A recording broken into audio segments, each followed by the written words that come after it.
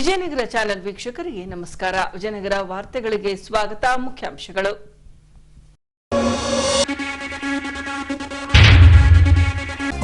ಚಾಲಕ ಹಾಗೂ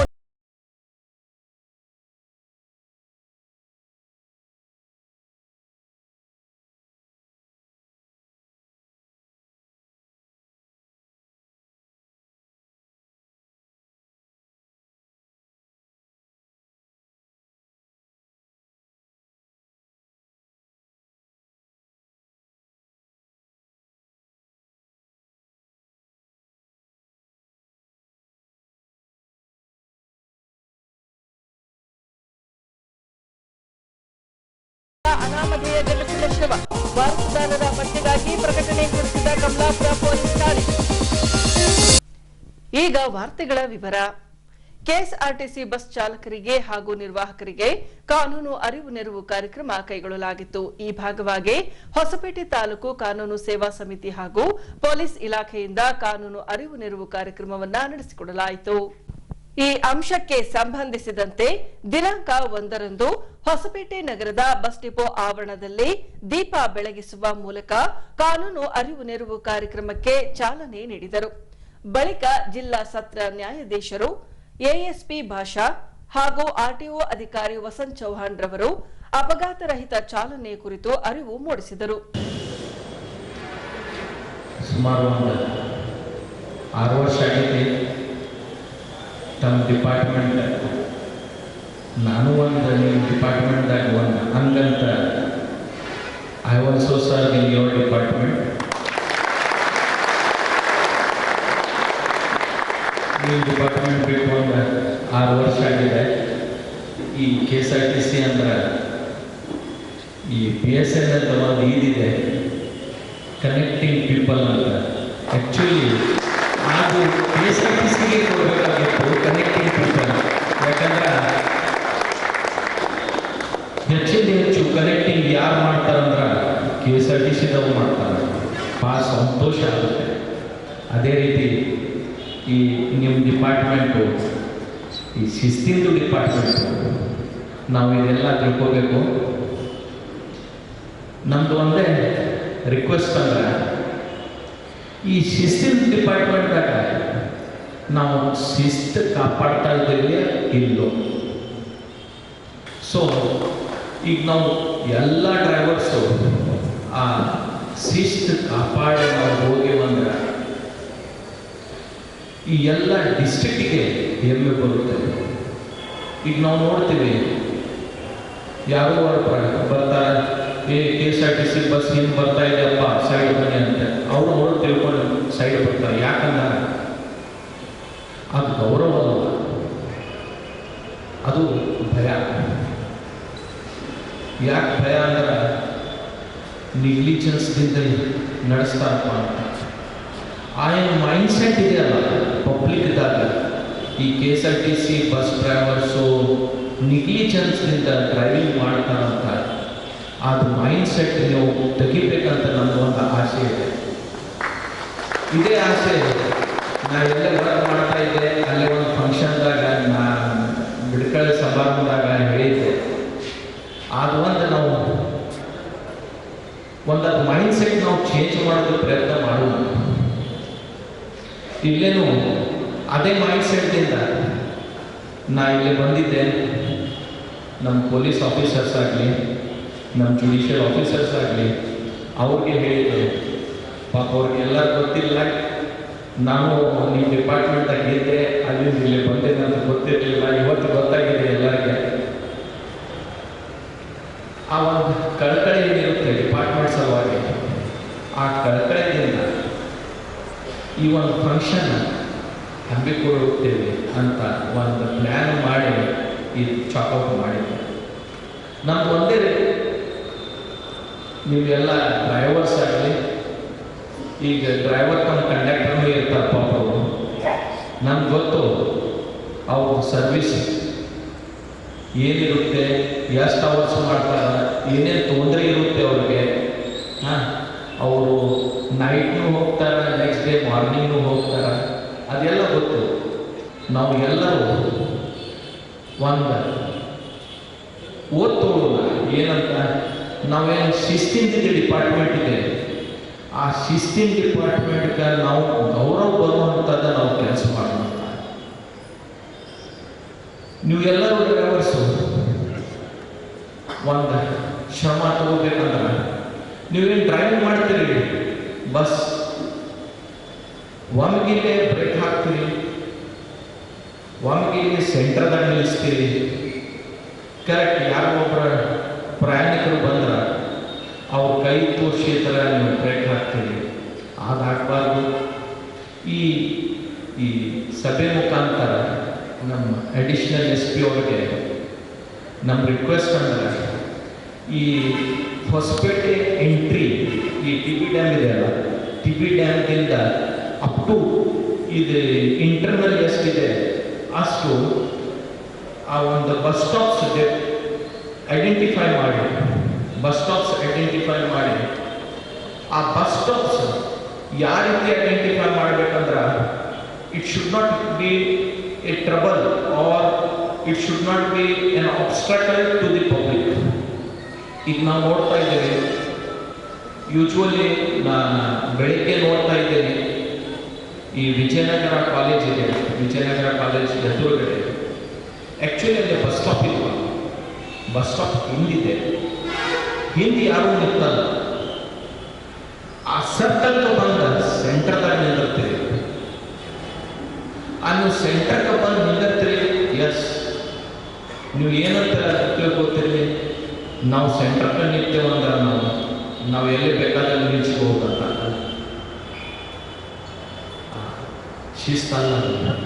ಶಿಸ್ತಂದ್ರೆ ಯಾವುದಂದ್ರೆ, ಯಾವುದು ಬಸ್ ಸ್ಟಾಪ್ ಇದೆ, ಬಸ್ ಸ್ಟಾಪ್ ಎದುರುಗಡೆ ನೀವು ಸ್ಟಾಪ್ ಮಾಡೋದು ಒಂದು ಸತ್ಯ ನೀವು ಸ್ಟಾರ್ಟ್ ಮಾಡಿರಿ ಅಂದ್ರೆ ಪ್ರಯಾಣಿಕರಿಗೂ ಆಗ ಅವರು ಎಜುಕೇಟ್ ಆಗ್ತಾರೆ. ನಾವು ಎಲ್ಲಿ ಬೇಕಾದಲ್ಲಿ ನಿಂದಿರಬಾರ್ದು, ನಾವು ಬಸ್ ಸ್ಟಾಪ್ ಹತ್ರ ಹೋಗಿ ನಿಂದಿರಬೇಕು ಅಂತ. ನೀವು ಒಂದು ಸತ್ಯ ಅವ್ರಿಗೆ in the road in middle ನೀವು ಅವ್ರಿಗೆ ತೊಗೊಂಡಿರಿ ಇಲ್ಲಾಂದ್ರೆ ಬಿಟ್ಟಿರಿ ಅಂದ್ರೆ ಆ ಶಿಸ್ತು ಹೋಗ್ಬಿಡ್ತೇವೆ. ಸಂಯುಕ್ತ ಇದರಲ್ಲಿ ತಾಲೂಕು ಸೇವಾ ಸಮಿತಿ, ಪೊಲೀಸ್, RTO, ವಿವಿಧ ತಾಲೂಕು ಇದು ವಕೀಲರ ಸಂಘ ಇವರೆಲ್ಲ ಆಶ್ರಯದಲ್ಲಿ ಸಂಯುಕ್ತ ಅಕ್ಷರ ಕಾರ್ಯಕ್ರಮ ಇದು ನಡೆಯುತ್ತೆ. ಸೊ ನಾನು ಇಲ್ಲಿ ಒಂದು ಕೋಇನ್ಸಿಡೆಂಟ್ನಲ್ಲಿ ಈ ಹೊಸಪೇಟೆ ಟ್ರಾಫಿಕ್ ಸ್ಟೇಷನ್ ಸ್ಟಾರ್ಟ್ ಆದಾಗೆ ನಾನೇ ಫಸ್ಟ್ ಟ್ರಾಫಿಕ್ ಇನ್ಸ್ಪೆಕ್ಟರ್. ಸೊ 2001ರಲ್ಲಿ.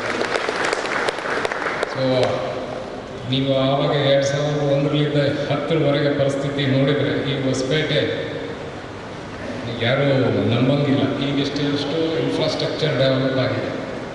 ನಿಮಗೆ ಎಲ್ಲ ಮೈನ್ಸ್ ಲಾಯಗಳು ಬಡಕರಾಯ ಟೆಂಪಲ್ನಿಂದ ಮಾಸ್ ಬದಲಾಗ್ಲಿದ್ದ ಹೋಗ್ತಾ ಇದೆ. ದಿವಸ ಬೆಳಗ್ಗಾದರೆ ಒಂದು ತಿರ್ನಾಟಕವರೆ. ಸೊ 2001 ಚೈನಾ ಬೂಮ್ ಸ್ಟಾರ್ಟ್ ಆಯಿತು, 8ವರೆಗೆ ಮೈನಿಂಗ್ಸ್ ಪೀಕ್ ಬೇಕು. ಸೊ ಅಂತಹ ಸಮಯದಲ್ಲಿ ಕೆಲಸ ಮಾಡಿದ್ದೀವಿ. ಸಾಹೇಬರು ಹೇಳಿದಂಗೆ ಬದಲಾವಣೆಗಳನ್ನು ಮಾಡೋಕ್ಕೆ ಭಾಳಷ್ಟು ಪ್ರಯತ್ನ ಪಟ್ಟಿದ್ದು.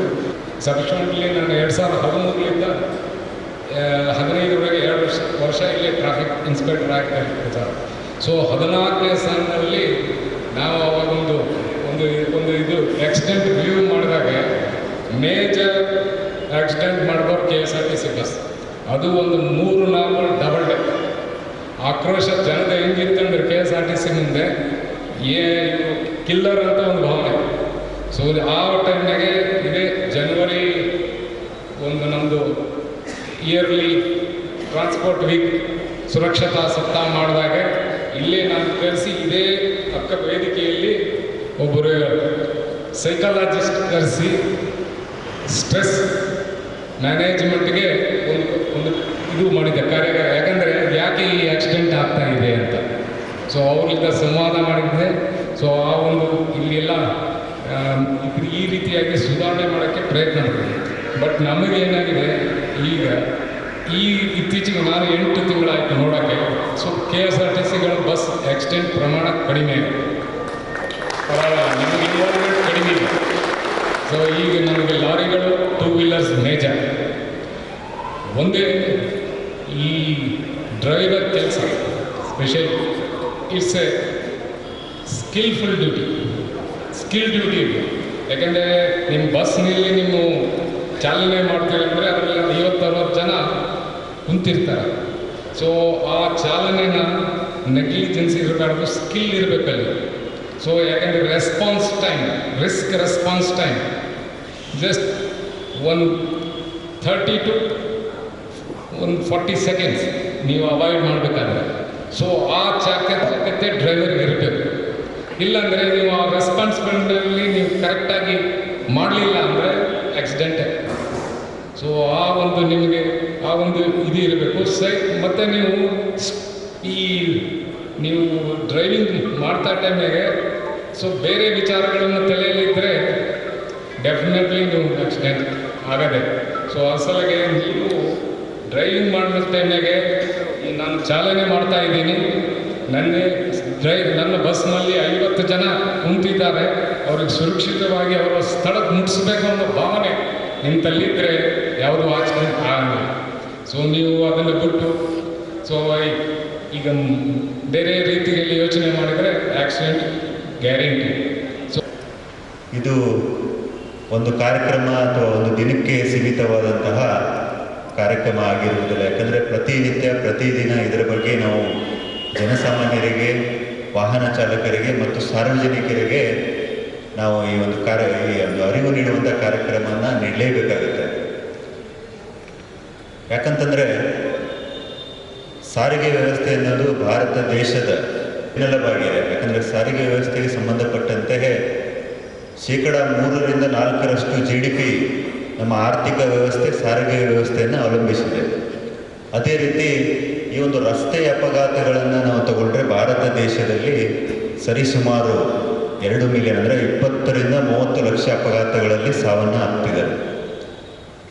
ನಮ್ಮ ಕರ್ನಾಟಕ ರಾಜ್ಯದಲ್ಲಿ ಸರಿಸುಮಾರು 40,000 ಅಪಘಾತಗಳಲ್ಲಿ ಜನಸಾಮಾನ್ಯರು ಸಾವನ್ನು ಅಪ್ಪಿದ್ದಾರೆ. ಅಂದರೆ ಪ್ರತಿ ದಿನಕ್ಕೆ 110, ಪ್ರತಿ ಗಂಟೆಗೆ 4-5 ಸಾವು ನೋವುಗಳು ಉಂಟಾಗ್ತದೆ. ಇದಕ್ಕೆ ಸಂಬಂಧಪಟ್ಟಂತೆ ಎಲ್ಲ ಸ್ಟೇಕ್ ಹೋಲ್ಡರ್ಸ್ಗಳು, ಎಲ್ಲ ಇಲಾಖೆಗಳಾಗಿರ್ಬೋದು, ಸಾರ್ವಜನಿಕರಾಗಿರ್ಬೋದು, ಎಲ್ಲರೂ ಕೈ ಜೋಡಿಸಿ ಮಾಡಿದಾಗಲೇ ಈ ಒಂದು ರಸ್ತೆ ಅಪಘಾತಗಳನ್ನು ನಾವು ಕಡಿಮೆ ಮಾಡಬಹುದು. ನಾವು ಈ ರಸ್ತೆ ಸುರಕ್ಷತೆ ಅಂತ ಅಂದ್ಕೊಂಡ್ರೆ basically 4 E's of road safety ಅಂತ ನಾವು ಹೇಳ್ತೀವಿ. ಮೊದಲನೇದಾಗಿ ಎಜುಕೇಷನ್. ಇವಾಗ ನಾವು ಮಾಡ್ತಿದ್ದೀವಿ ಈ ಕಾರ್ಯಕ್ರಮ, ನಾವು ಎಜುಕೇಟಿಂಗ್ ದ ಪೀಪಲ್. ನಮ್ಮ ಕಾನೂನಿನ ಬಗ್ಗೆ ಅರಿವು, ನಮ್ಮ ಈ ಒಂದು ರಸ್ತೆ ಸುರಕ್ಷತಾ ಚಿಹ್ನೆಗಳಾಗಿರ್ಬೋದು, ಆಮೇಲೆ ನಮ್ಮ ರಸ್ತೆ ಸುರಕ್ಷತೆಗೆ ಸಂಬಂಧಪಟ್ಟಂತೆ ಕೈಪಿಡಿಗಳಾಗಿರ್ಬೋದು, ಇವೆಲ್ಲ ನೋಡಿರ್ತೀರಿ. ಯಾವುದಾದ್ರು ಒಂದು ನಾವು ಪ್ರಾಡಕ್ಟನ್ನು ಖರೀದಿ ಮಾಡಿದಾಗ ಅದರ ಜೊತೆ ಒಂದು ಮ್ಯಾನ್ಯುವಲ್ ಸಿಗುತ್ತೆ ನಮಗೆ. ಅದೇ ರೀತಿ ನಾವು ರಸ್ತೆಯಲ್ಲಿ ಸಂಚರಿಸಬೇಕಾದಂತಂದರೆ ಕಡ್ಡಾಯವಾಗಿ ನಮ್ಮ ಕಾನೂನಿನ ಕೈಪಿಡಿಯನ್ನು ತಾವೆಲ್ಲರೂ ತಿಳ್ಕೋಬೇಕಾಗುತ್ತೆ. ಅಂದಾಗ ಮಾತ್ರ ನಾವು ರಸ್ತೆಯನ್ನು ಅಪಘಾತ ರಹಿತವಾಗಿ ಬಳಸ್ಬೋದು. ಪ್ರತಿ ತಿಂಗಳು ಕೂಡ ನಾವು ಕಾರ್ಯಕ್ರಮವನ್ನು ಹಮ್ಮಿಕೊಂಡು ಎಲ್ಲ ವಿದ್ಯಾರ್ಥಿಗಳಲ್ಲಿ, ಸಾರ್ವಜನಿಕರಲ್ಲಿ, ಎಲ್ಲ ವಾಹನ ಚಾಲಕರಲ್ಲಿ ಈ ಒಂದು ರಸ್ತೆ ಸುರಕ್ಷತೆ ಬಗ್ಗೆ ನಾವು ಅವರನ್ನ ಅರಿವನ್ನು ಮೂಡಿಸ್ತೀವಿ. ಇದೇ ಜನವರಿಯಲ್ಲಿ ನಮ್ಮ ಗೌರವಾನ್ವಿತ ನ್ಯಾಯಾಧೀಶರ ಸಾಹೇಬರು ಅವರ ಜೊತೆಗೆ ರಸ್ತೆ ಸುರಕ್ಷತಾ ಜಾಥಾವನ್ನು ಮಾಡಿದ್ವಿ.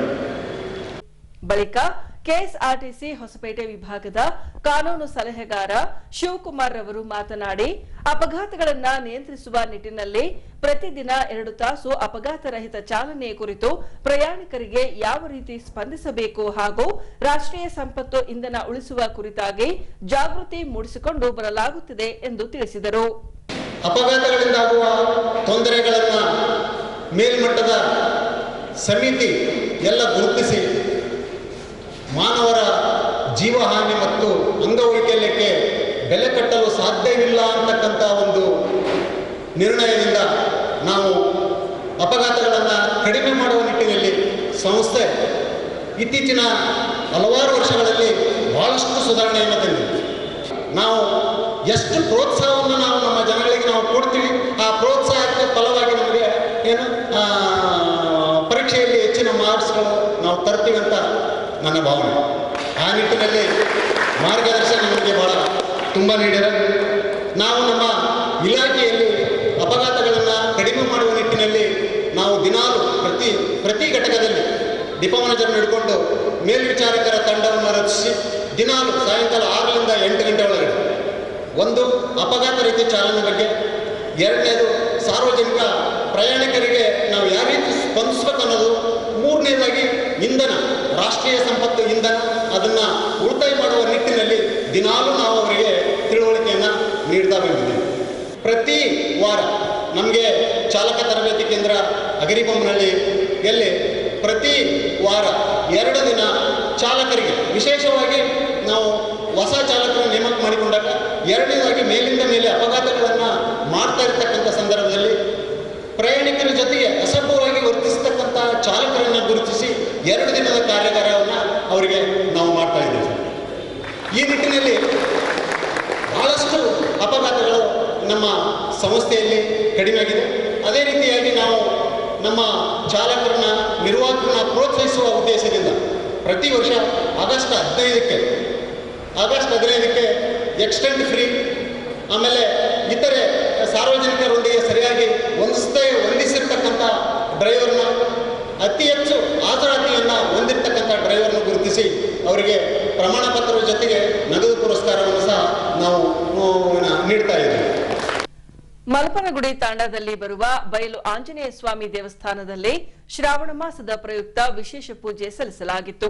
ಅದೇ ರೀತಿ ಶನಿವಾರದ ದಿನದಂದು ನೆರೆದ ಭಕ್ತರಿಗೆ ಅನ್ನ ಸಂತರ್ಪಣೆ ನಡೆಸಿಕೊಡಲಾಯಿತು.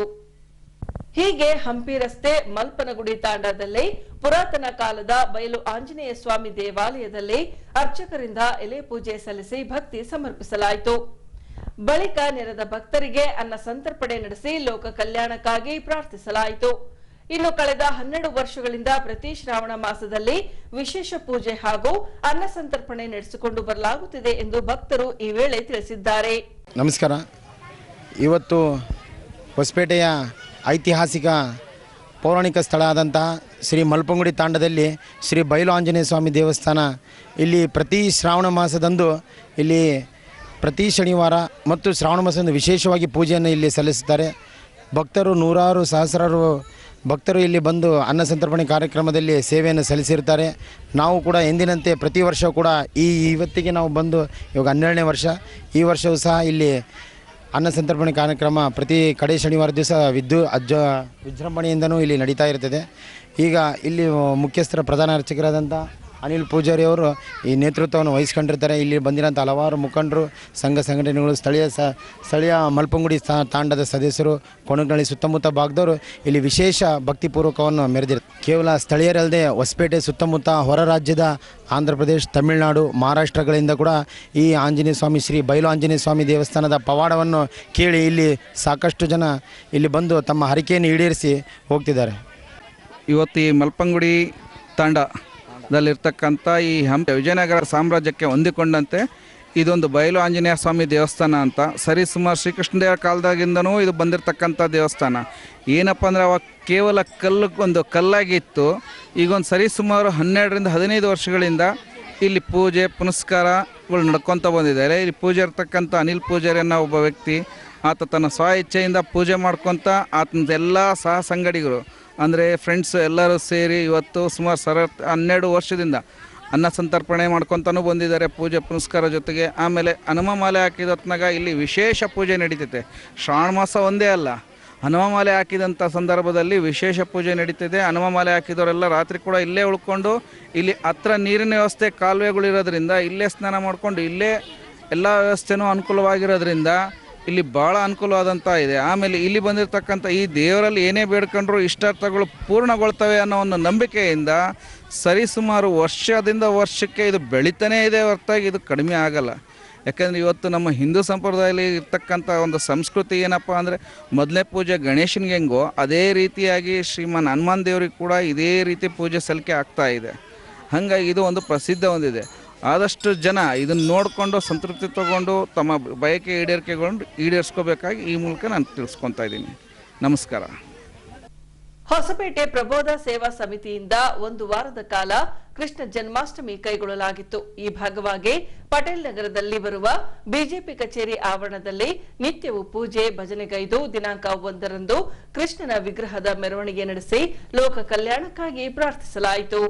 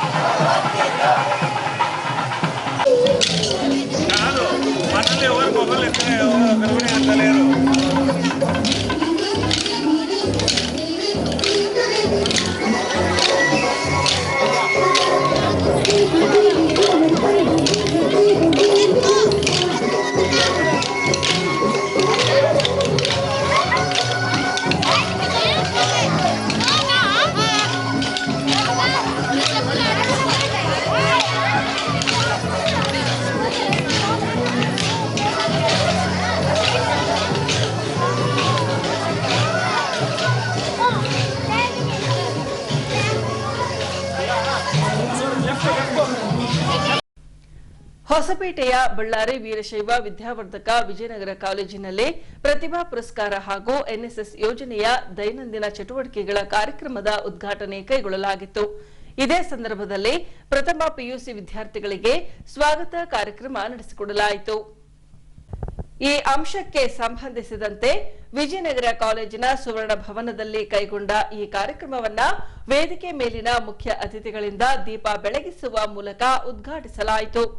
ಬಳಿಕ 2023-24ನೇ ಶೈಕ್ಷಣಿಕ ಸಾಲಿನ ದ್ವಿತೀಯ ಪಿಯುಸಿ ಪರೀಕ್ಷೆಯಲ್ಲಿ ಅತಿ ಹೆಚ್ಚು ಅಂಕ ಪಡೆದ ವಿದ್ಯಾರ್ಥಿಗಳಿಗೆ ಕಾಲೇಜು ಆಡಳಿತ ಮಂಡಳಿಯಿಂದ ಸನ್ಮಾನಿಸಿ ಪ್ರತಿಭಾ ಪುರಸ್ಕಾರ ನೀಡಿ ಪ್ರೋತ್ಸಾಹಿಸಲಾಯಿತು. ಬಳಿಕ ಪ್ರಾಂಶುಪಾಲರು ಮಾತನಾಡಿ ಮುಂಬರುವ ದಿನಗಳಲ್ಲಿ ಕಾಲೇಜಿನಲ್ಲಿ ಸಿಇಟಿ ಕೋಚಿಂಗ್ ಸೇರಿದಂತೆ ನೂತನ ಕೋರ್ಸ್ಗಳನ್ನು ಪ್ರಾರಂಭಿಸಲಾಗುವುದೆಂದು ತಿಳಿಸಿದರು. ಸ್ವಾಗತ ಸಮಾರಂಭ, ಪ್ರತಿಭಾ ಪುರಸ್ಕಾರ ಮತ್ತು ರಾಷ್ಟ್ರೀಯ ಸೇವಾ ಯೋಜನೆಗಳ ಉದ್ಘಾಟನಾ ಸಮಾರಂಭವನ್ನು ಈಗ ತಾನೇ ಉದ್ಘಾಟನೆ ಮಾಡಿರತಕ್ಕಂಥ ಅಧ್ಯಕ್ಷರ, ಅತಿಥಿಗಳೇ ಮತ್ತು ನನ್ನ ಪ್ರೀತಿಯ ವಿದ್ಯಾರ್ಥಿಗಳೇ, ಬಹುಶಃ 24-25ನೇ ಸಾಲಿನ ಮೊದಲ ಮುಖ್ಯ ಕಾರ್ಯಕ್ರಮ ಇದು. ಸ್ವಾಗತ ಮಾಡ್ತಕ್ಕಂಥದ್ದು. ಯಾಕಂದರೆ ಪ್ರಥಮ ವರ್ಷದ ವಿದ್ಯಾರ್ಥಿಗಳು ಇವಾಗ ಬಂದಿರ್ತಾರೆ, ದ್ವಿತೀಯ ವರ್ಷದ ವಿದ್ಯಾರ್ಥಿಗಳು ಅವರನ್ನು ಸ್ವಾಗತ ಮಾಡತಕ್ಕಂಥದ್ದು ಒಂದು ವಾಡಿಕೆ. ಇದನ್ನು ನಾವು ಪ್ರತಿ ವರ್ಷವೂ ನಡೆಸ್ಕೊಂಡು ಬಂದಿದ್ದೀವಿ. ಅದರಂತೆ ಈ ಕಾರ್ಯಕ್ರಮವನ್ನು ಕೂಡ ಮಾಡ್ತಾ ಇದ್ದೀವಿ. ಈಗ ವಿಜಯನಗರ ಕಾಲೇಜು ಅಂದರೆ ಬಹುಶಃ ರಾಜ್ಯ ಮಟ್ಟ ಅಲ್ಲ, ರಾಷ್ಟ್ರ ಮಟ್ಟದಲ್ಲಿ ಹೆಸರುವಾಸಿ ಮಾಡತಕ್ಕಂಥ ಒಂದು ಕಾಲೇಜು. ಇಲ್ಲಿ ಓದಿರ್ತಕ್ಕಂಥ ವಿದ್ಯಾರ್ಥಿನಿಯರು ರಾಷ್ಟ್ರ ಮಟ್ಟದಲ್ಲಿ, ವಿದೇಶದಲ್ಲಿ ಕೂಡ ಹೆಸರು ಮಾಡಿದ್ದಾರೆ. ಹಾಗಾಗಿ ನನ್ನ ಪ್ರತಿಷ್ಠಿತ ಕಾಲೇಜಿನಲ್ಲಿ ನೀವೇನು ಬಂದು ದಾಖಲಾತಿ ಪಡೆದಿದ್ದೀರಿ, ಅಡ್ಮಿಷನ್ ಆಗಿದ್ದೀರಿ, ಇದು ನಿಮ್ಮ ಪುಣ್ಯ ಅನ್ಕೋಬೇಕು. ಯಾಕಂದರೆ ಇಲ್ಲಿ ಸಂಪೂರ್ಣವಾದಂಥ ಎಲ್ಲ ವ್ಯವಸ್ಥೆಯನ್ನು ವಿದ್ಯಾರ್ಥಿಗಳಿಗೆ ನಾವು ಒದಗಿಸಿಕೊಂಡಿದ್ದೇವೆ. ಉದಾಹರಣೆಗೆ ಯಾವುದೇ ರೀತಿಯಾದಂಥ ಒಂದು ಬೋಧನಾ ವ್ಯವಸ್ಥೆಗಳಿರ್ಬೋದು, ಪ್ರಯೋಗಾಲಯಗಳಿರ್ಬೋದು, ಸಿಬ್ಬಂದಿ ವ್ಯವಸ್ಥೆ ಎಲ್ಲರಿಗೂ ಏನಂತಂದರೆ ಉತ್ತಮವಾದ ಒಂದು ವಾತಾವರಣವನ್ನು ಇಲ್ಲಿ ನಿರ್ಮಿಸಲಾಗಿದೆ.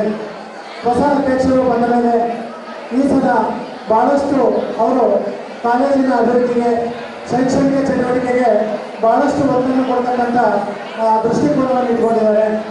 ಉದಾಹರಣೆಗೆ ಹೇಳಬೇಕಂತಂದ್ರೆ ಈಗ ನಮ್ಮ ಒಂದು ಕಾಲೇಜಿನಲ್ಲಿ ವಿಜ್ಞಾನದ ವಿಭಾಗದ ವಿದ್ಯಾರ್ಥಿಗಳಿಗೆ ಸಿಇಟಿ ನೀಟ್ ಕೋಚಿಂಗ್ ಕೊಡೋ ಸಲುವಾಗಿ ಒಂದು ಕಾರ್ಯಯೋಜನೆಯನ್ನು ರೂಪಿಸಿದ್ದಾರೆ. ಅದರಂತೆ ದ್ವಿತೀಯ ವರ್ಷದ ವಿದ್ಯಾರ್ಥಿಗಳಿಗೆ ಮುಂದಿನ ದಿನದಲ್ಲಿ ಇಂಜಿನಿಯರಿಂಗ್, ಮೆಡಿಕಲ್ ಮಾಡಲಿಕ್ಕೆ ಉಪಯೋಗ ಆಗಲಿ ಅಂತೇಳಿ 1-2 ಬ್ಯಾಚಸ್ಸನ್ನು ಮಾಡಿ ಮುಂದಿನ ವಾರದಿಂದ ಆ ಒಂದು ಕಾರ್ಯಕ್ರಮ ಜಾರಿ ಬರುತ್ತದೆ.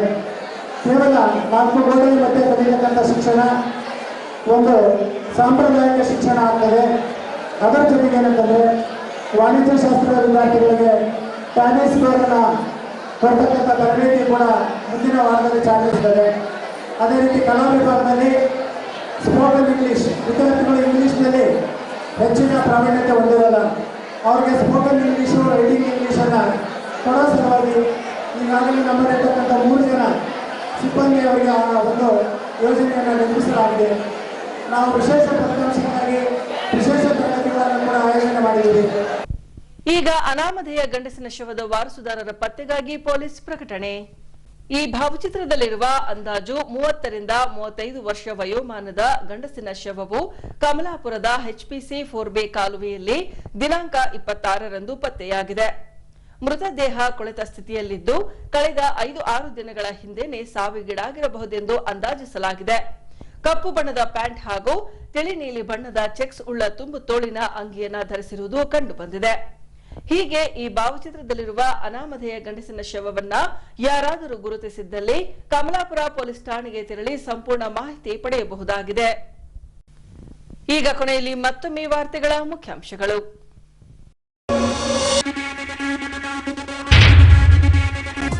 ಚಾಲಕ ಹಾಗೂ ನಿರ್ವಾಹಕರಿಗೆ